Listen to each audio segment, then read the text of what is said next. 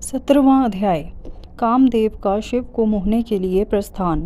ब्रह्मा जी बोले, नारद, स्वर्ग में सब देवता मिलकर सलाह करने लगे कि किस प्रकार से भगवान रुद्र काम से सम्मोहित हो सकते हैं।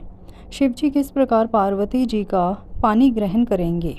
यह सब सोचकर देवराज इंद्र ने कामदेव को याद किया। कामदेव तुरंत ही वहां पहुंच गए। तब इंद्र ने कामदेव से कहा, हे मित्र, मुझ पर बहुत बड़ा दुख आ गया है। उस दुख का निवारण सिर्फ तुम ही कर सकते हो। हे काम, जिस प्रकार वीर की परीक्षा रणभूमि में स्त्रियों के कुल की परीक्षा पति के असमर्थ हो जाने पर होती है, उसी प्रकार सच्चे मित्र की परीक्षा विपत्ति काल में ही होती है। इस समय मैं भी बहुत बड़ी मुसीबत में फंसा हुआ हूँ और इस विपत्ति से आप ही मुझे बचा सकते हैं। यह कार्य देवहित के लिए है, इसमें कोई संशय नहीं है। देवराज इंद्र की बातें सुनकर कामदेव मुस्कुराए और बोले, हे देवराज, इस संसार में कौन मित्र है और कौन शत्रु, यह तो वाकई देखने की वस्तु है। इसे कहकर कोई लाभ नहीं है। देवराज, मैं आपका मित्र हूँ और आपकी सहायता करने की पूरी कोशिश अवश्य ही करूँगा। इंद्रदेव, जिसने आपके पद और राज्यों को छीनकर आपको परेशान किया है, मैं उसे दंड देने के लिए आपकी हर संभव मदद अवश्य करूँगा।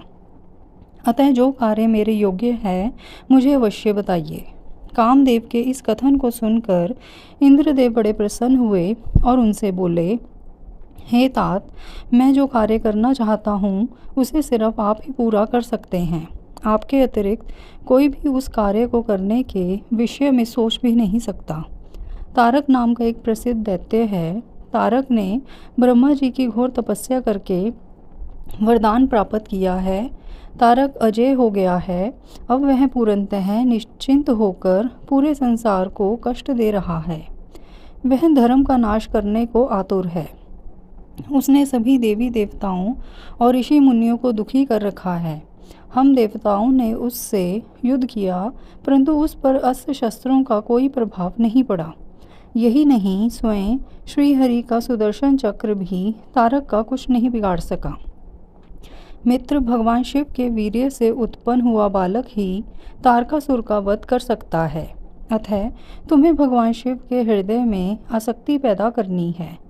भगवान शंकर इस समय हिमालय पर्वत पर तपस्या कर रहे हैं और देवी पार्वती अपनी सखियों के साथ मिलकर महादेव जी की सेवा कर रही हैं।